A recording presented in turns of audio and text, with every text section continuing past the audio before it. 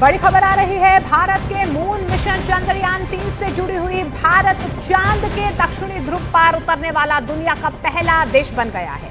भारत ने चंद्रमा के दक्षिणी ध्रुव पर लैंडर विक्रम को सॉफ्ट तरीके से उतारकर इतिहास रच दिया। इसके बाद लैंडर विक्रम और रोवर प्रज्ञान ने अपना काम भी शुरू कर दिया। इसरो से कमांड मिलने के बाद प्रज्ञान रोवर विक्रम लैंडर से बाहर आया और चांद की सतह पर चलने लगा। प्रज्ञान रोवर चांद पर 500 मीटर तक के इलाके में चहलकदमी कर पानी और वहां के वातावरण के बारे में इसरो को बताएगा।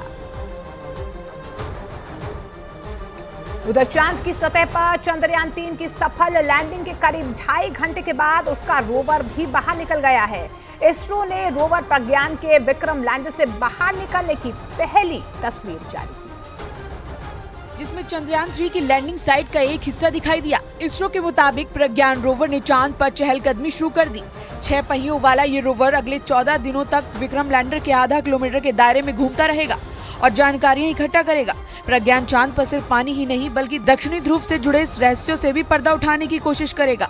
इसरो के वैज्ञानिक लगातार विक्रम लैंडर और प्रज्ञान रोवर के संपर्क में हैं। 3 के लैंडर विक्रम ने चांद के दक्षिणी ध्रुव पर कदम रखकर इतिहास रच दिया। लैंडर विक्रम के चांद पर उतरने के साथ ही भारत चंद्रमा के दक्षिणी ध्रुव पर लैंड करने वाला दुनिया का पहला देश बन गया। और इस कामयाबी के बाद पूरी दुनिया में भारत का डंका बजने लगा। लैंडर विक्रम के चांद के दक्षिणी ध्रुव पर उतरने के साथ ही हर एक हिंदुस्तानी का सीना गर्व से चौड़ा हो गया। लैंडर विक्रम ने चांद के दक्षिणी ध्रुव पर कदम रखने के साथ ही पृथ्वी पर पहला संदेश भेजा, जिसमें उसने अपनी मंजिल पर सुरक्षित तरीके से पहुंचने की जानकारी दी। बाद में लैंडर के इस मैसेज को इसरो ने ट्वीट भी किया। Sir, we have achieved soft landing on the moon. India is on the moon. ISRO की जानकारी के मुताबिक लैंडर विक्रम ने 30 मिनट में चंद्रमा की अंतिम कक्षा से 25 किलोमीटर का सफर पूरा किया। थोड़ी देर बाद लैंडर विक्रम वर्टिकल लैंडिंग यानी खड़ी लैंडिंग के लिए तैयार हो गया। इसके बाद उसे धीरे धीरे नीचे लाया गया और फिर 6:04 पर वो चांद पर सुरक्षित तरीके से उतर गया। चंद्रयान-3 चांद की सतह पर सफलता से उतर गया, जिसके बाद अब बारी 6 पहियों वाले रोवर प्रज्ञान की है, जो चांद पर अगले 14 दिनों तक पानी की खोज करने के साथ दुर्लभ खनिजों का भी पता लगाएगा। क्योंकि इसमें लगे नेविगेशनल कैमरे और सेंसर चांद की सतह की हर तस्वीर और जानकारी विक्रम लैंडर को देंगे, जिसे विक्रम लैंडर सीधा इसरो को भेजेगा। ये वो डेटा होगा जिससे चांद के दक्षिणी ध्रुव से जुड़े रहस्यों को सुलझाया जा सकेगा। चंद्रयान-3 मिशन की कामयाबी पूरी तरह रोवर प्रज्ञान के 14 दिनों के काम पर निर्भर होगी। इस दौरान जैसे जैसे प्रज्ञान चांद की सतह पर आगे बढ़ेगा, भारत की पहचान चांद की सतह पर दर्ज होती जाएगी। क्योंकि रोवर के पहियों से राष्ट्रीय चिन्ह, अशोक स्तंभ और इसरो के लोगों की छाप चांद पर पड़ती जाएगी।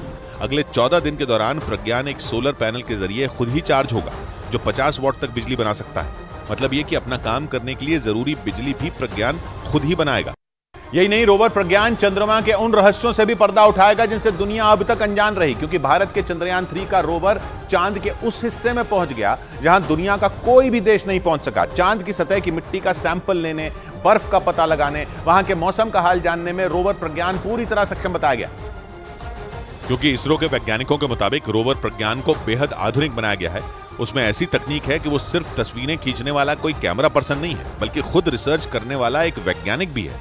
लैंडर विक्रम से आधा किलोमीटर के दायरे में प्रज्ञान चंद्रमा की सतह पर घूमता रहेगा और रिसर्च करता रहेगा। प्रज्ञान सिर्फ पानी ही नहीं बल्कि चांद की सतह पर मैग्नीशियम, सिलिकॉन और पोटेशियम समेत कई खनिज भी खोजेगा। इसके अलावा वहां के तापमान और भूकंप की भी जानकारी को इकट्ठा करेगा। इस दौरान चांद की सतह पर रोवर प्रज्ञान 1 सेंटीमीटर प्रति सेकंड की रफ्तार से चलेगा और चांद की सतह पर उसकी रिसर्च पृथ्वी के 14 दिनों तक चलेगी, क्योंकि चांद पर एक दिन पृथ्वी के 14 दिन के बराबर होता है।